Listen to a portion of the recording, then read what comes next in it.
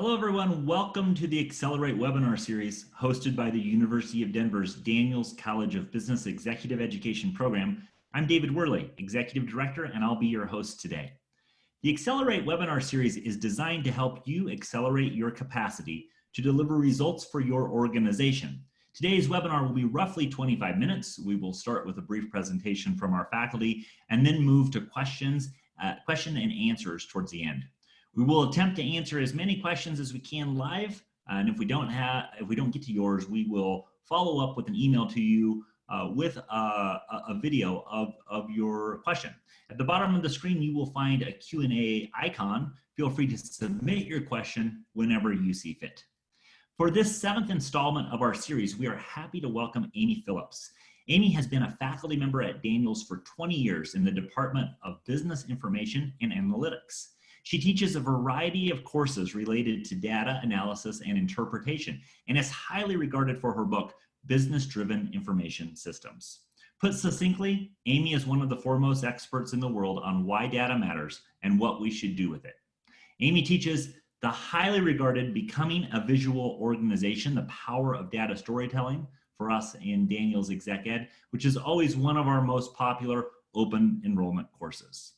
Most importantly for our time together, Amy is a dynamic teacher. Rare are people who are competent technically, can explain why that competency matters, and then deliver and teach with passion and focus. And Amy does all of these things so well. So we're in for a treat over the next 25 minutes, and it is our pleasure to welcome Amy to the webinar. Amy, the webinar is yours. Great, thanks so much, David. I'm going to go ahead and share my screen now with everyone. It's a pleasure to be joining you today. I was just talking with David before we started and saying, I think I have the best job on the planet right now, because there's probably no richer data set to tell a story with than the data that is being provided all over the world regarding COVID. So we're going to talk in the next 15 minutes about the importance of data visualization. I'm going to tease out hopefully some really important items for you. So if you think about the importance of data visualization, it isn't just about what we're going through right now. The 5 most influential vizzes, as they're affectionately referred to, of all time, we can go right back to the London cholera map that Dr. Snow created. And this is back in 1854, if you think about it. And the #1 viz is a chart of biography created by Joseph Priestley. He's an educator himself. It's interesting if we look at the cholera map, because think of what Dr. Snow did in this time. This is 1854, people. 1854, amazing. But by using a map, Snow and other scientists were able to trace the cholera outbreak to a single infected water pump. Without visualizing it, it would almost have been impossible to actually identify that source, if you think about it. And then if you think about moving from the importance of data visualization to where we are in 2020. So there's a new term. I don't know if you've been exposed to this, but the kind of the new buzzword, right? But is visual analytics. It's still about visualization, but we're moving from just about, hey, how do I visualize it, to how do I analyze it? So here's a definition that I've adopted in my textbook, which is visual analytics is a form of inquiry in which data that provides insight into solving a problem is displayed in an interactive graphical manner. But you have to actually think about, well, why then do we visualize data? What really is driving the purpose behind visualizing data? So a lot of people start here. They start with, wow, I've got all this data. You know, what data, if I had it, would change the way I run my business, or I do my job, or solve a problem. But if you go back to even what Dr. Snow was doing, he didn't focus on the data. What did he focus on? He focused on the question that needed to be answered. It was the question, not the data. I think we're overly seduced right now and all this data, right? And I get that. But I think we need to step back and not really think about, well, gee, I've got all this data. What can I do with it? Why don't you think about the question you need to answer and then go get the data? Then go get the data. I will tell you, there's so much publicly available data right now. It's free. And start with a question. And then the second thing we have to think about is, okay, can I trust the data? So because of the public resources and repositories we have access to, we really have to start thinking about, gee, can I trust the data? And where is that being sourced from? So you think about, data storytelling.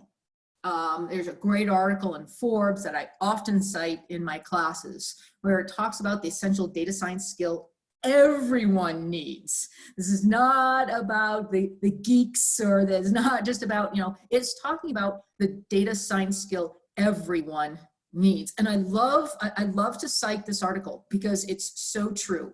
Your data may hold a tremendous amount of potential value, but not an ounce of value can be created unless you uncover and translate that into actions or business outcomes. And those business outcomes should always start with a question. What question are you trying to answer? And even mainstream media, I pick on The Economist, I happen to subscribe to The Economist, they are now understanding it isn't the narrative that we really subscribe to now, that we need better visuals that tease out patterns better than any narrative could actually convey. And I agree with this. I agree with this. So I'm going to do a little test with you all right now, and think about, we'll get a little geeky, think about, how do we process visual signals? How do we actually process it? And if you think about, first comes, those visual signals come through the retina. This takes, folks, 50 milliseconds. 50 milliseconds. Then it moves to the thalamus, then hits the primary visual cortex, and then it's interpreted through the association cortex. This is how we actually process very complex visual information. And I'm going to show you how this works really, really quickly. All right? So go ahead and count the fives. Well, sorry, but that was far more than 50 milliseconds, by the way. It was far more than 50 milliseconds. Count the fives. How many of you said, 7 or 2 or, wow, I only found 1? Well, what if I did something for you? What if I visually coded that data for you? This is the exact same thing, but now I've just added an element of coding, right? So I teased something out for you, didn't I? And I used color in order to do it. I used color, but wonder if I took it a step further.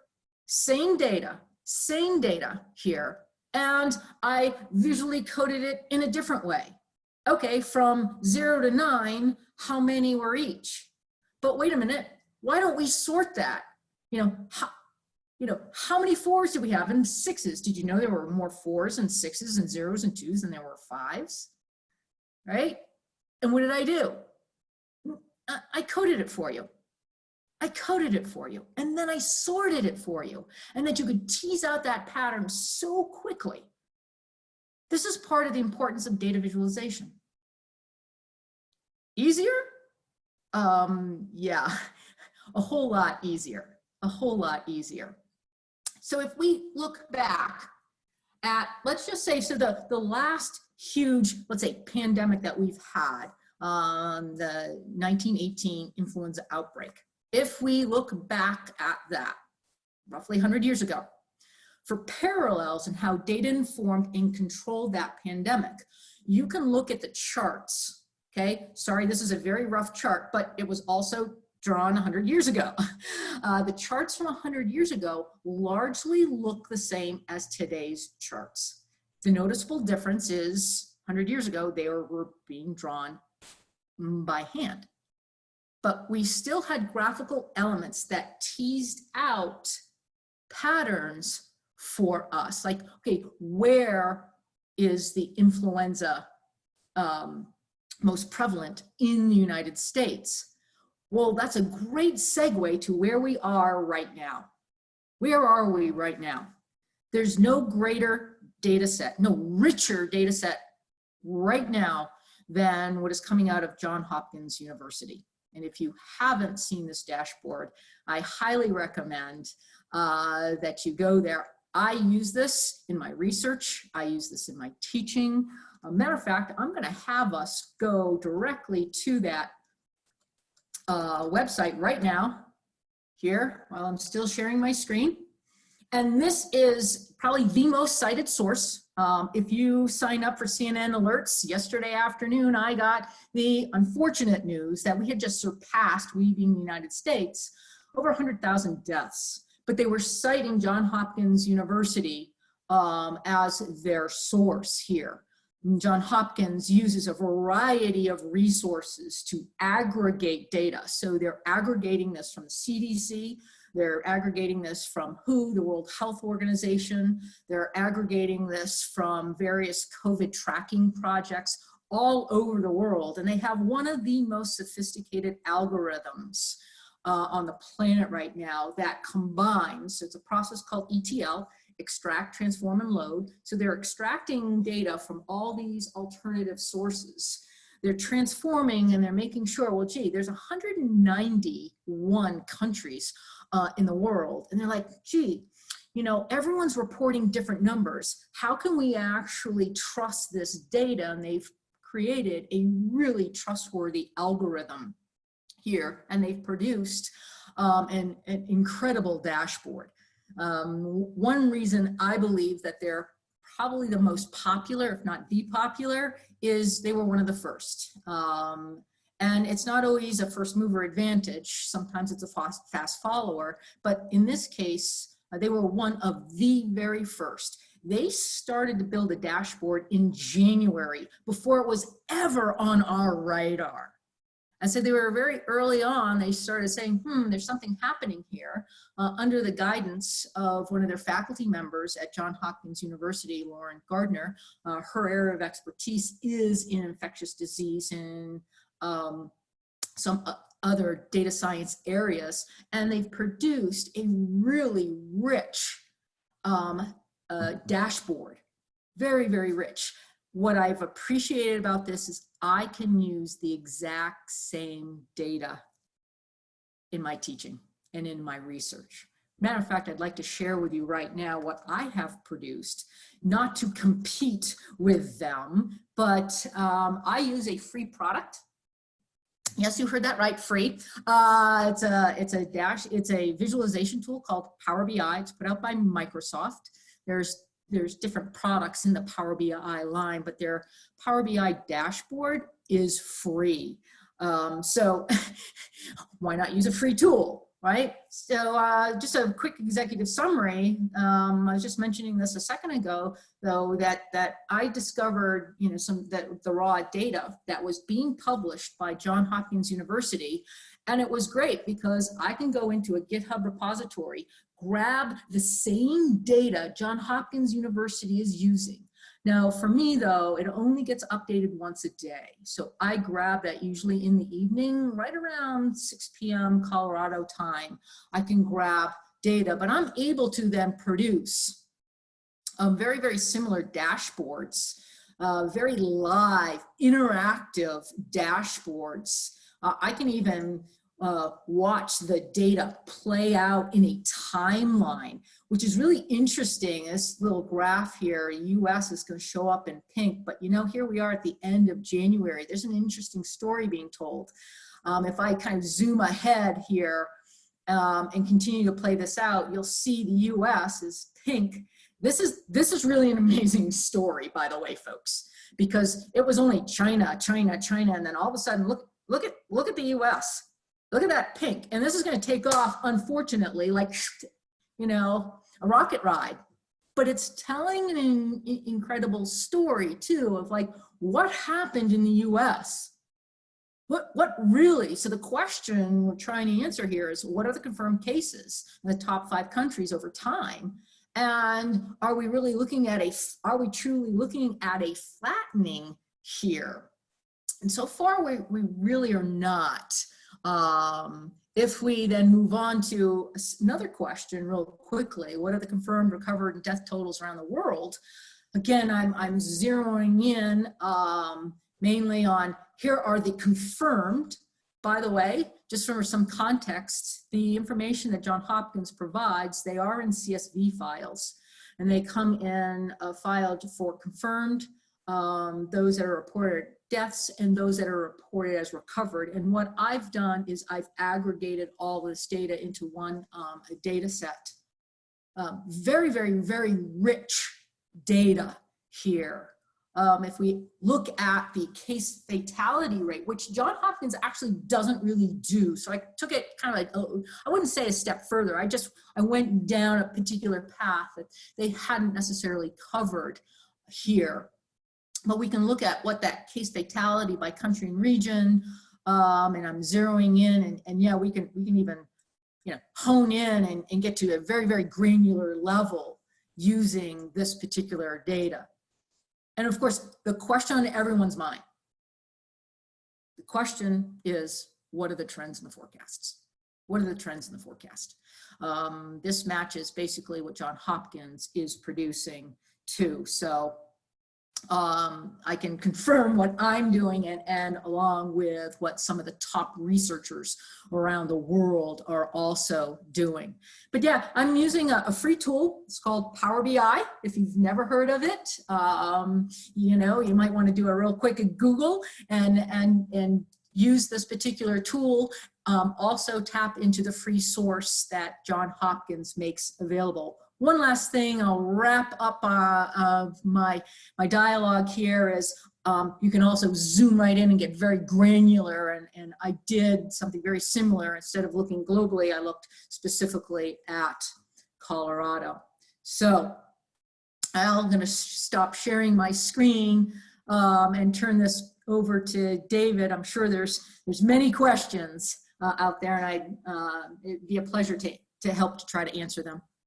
Amy, thanks so much. That's tremendous. I think very eye-opening in what you're doing there. And I'll remind the audience, if you want to ask a question, please do so through the Q&A button at the bottom of your screen. But to lead us off, I wanted to ask you a question that I think is easy for a lot of students and participants to overlook. And you said it right at the top of your presentation. And that is that the way you formulate and pose a question is so critical. So by matter of leading off, what makes for a great data question? How do you formulate the kind of question that is meaningful? Well, it usually centers around what problem you're trying to solve. And I think right now, again, I'm just going to use COVID as, I think a big question right now, when is it safe to open businesses? When can we start, you know? And so we're seeing rec centers and restaurants and people really looking at the data and, you know, what does that curve look like? So we're trying to start with, well, what's the most pressing question on people's minds, and whatever your business is it safe to fly? Can I, you know, is it safe to, you know, when should I open, and how many people should I, you know, allow in? I know for us for education, it's like, okay, what does that look like? What is the question on our mind is, you know, what does education look like in the fall?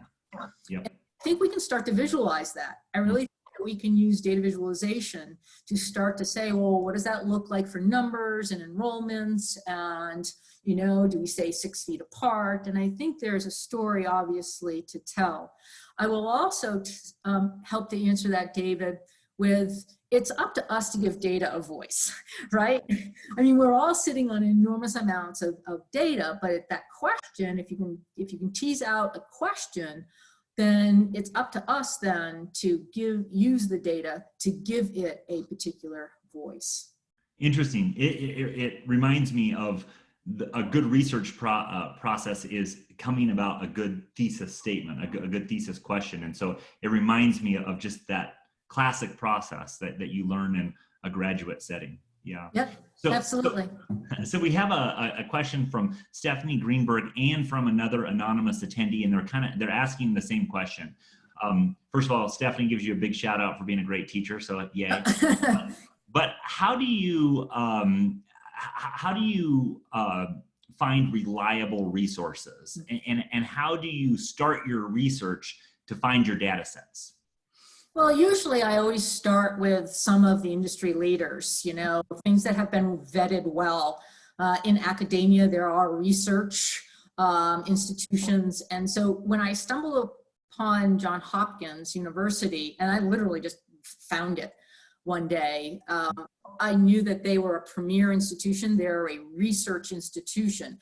But the fact that they were not just reliant on just the CDC, or they were not just reliant on WHO. So as a good academic, and we try to teach this both in our curriculum, but also in some of our practitioner practices, that you never rely on one source. So think about the source. Oh, did I read this on a blog? Or did I read this off of Wikipedia? Yes, I said that. But to really question the source, and I think this is a great question, because I don't think a day has gone by in the last, let's say, 2 to 3 weeks that people aren't calling even the CDC out or the WHO out. Mm-hmm. But you have to remember, they themselves are not the ones who are collecting the data. They are aggregating it both at the local, the state, the federal, and everyone's trying to use their own algorithms to say, should I trust this? Should I trust that? I will mention that Johns Hopkins University stopped making available their recovered numbers for the United States because they could not guarantee the authenticity of how those numbers were being reported. Even in some of the deaths, we don't know.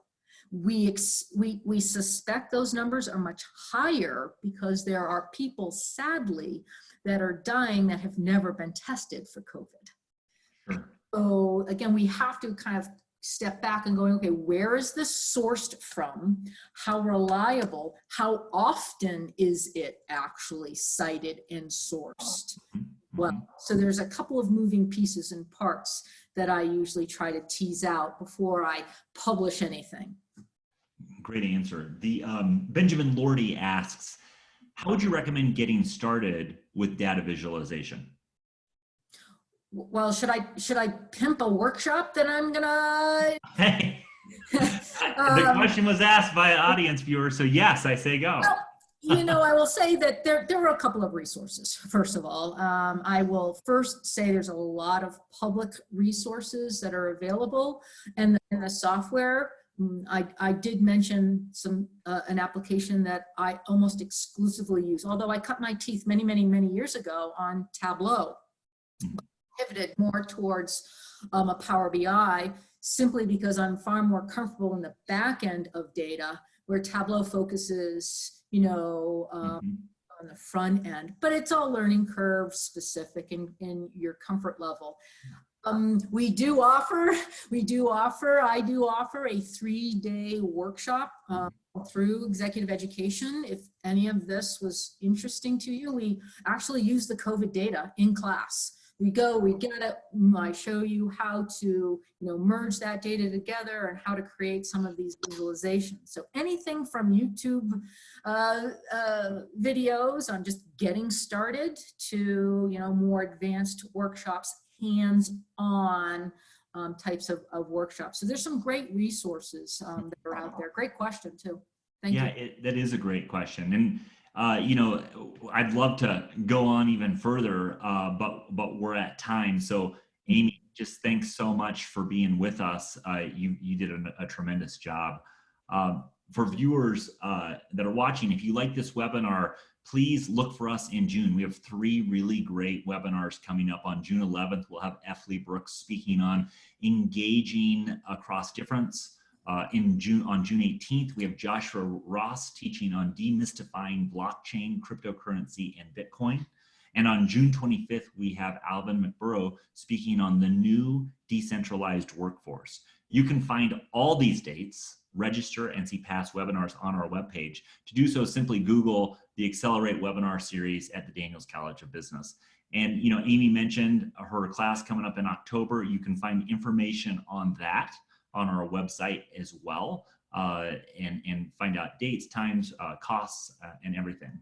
So once again, thank you for joining us today. We hope you gained new insight that will accelerate your impact in your community, your organization, and the world. From the University of Denver, Daniels College of Business Executive Education program, we look forward to seeing you again next time on the Accelerate webinar series. Take care.